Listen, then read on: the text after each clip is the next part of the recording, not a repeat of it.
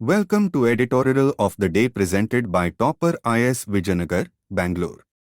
Today's topic: falling short. The Data Protection Bill continues to have deficiencies that need cleaning up. The Digital Data Protection Bill 2023 was passed in the Lok Sabha on Monday and will now have to be cleared by the Rajya Sabha.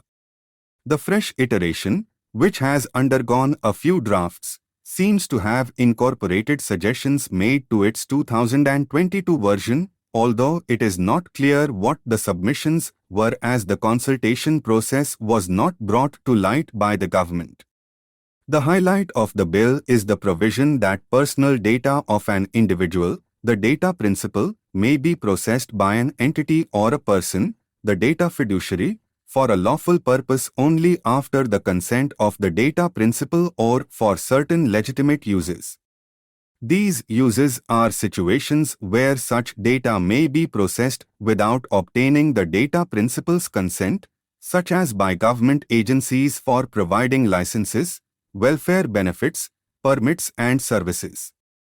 This bill includes an obligation on the part of the data fiduciary to notify the data principal and the Data Protection Board (DPB) to be established by the government to adjudicate on compliance or not with the bill if there is a personal data breach. There are other obligations defined for the data fiduciary as well. But one issue with the bill is that it does not include the need for informing data principals about third parties with whom the data could be shared or duration of storage. Too much leeway is provided to agencies of the state in the form of exemptions. The Sri Krishna Committee's draft bill in 2018 allowed for exemptions to be granted to state institutions from acquiring informed consent from data principals or to process their data in matters related only to the security of the state, and also called for a law to provide for parliamentary oversight and judicial approval of non-consensual access to personal data. In the 2023 version, the state is empowered to process data through wide-ranging exemptions and the government is allowed, in effect, to collect information which could be used for mass surveillance.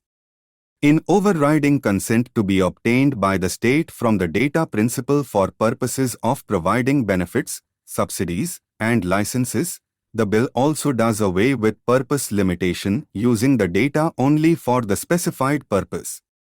It seeks to introduce amendments that effectively remove the public interest exception to disclosure of personal information under the Right to Information Act, thereby diluting accountability and transparency in the functioning of government officials.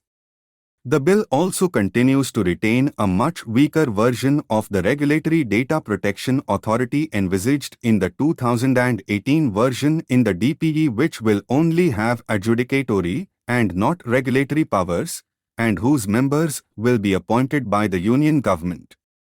The bill must be thoroughly discussed and these discrepancies ironed out in the Rajya Sabha. Are you preparing UPSC KPSC? Then this is a golden opportunity for you.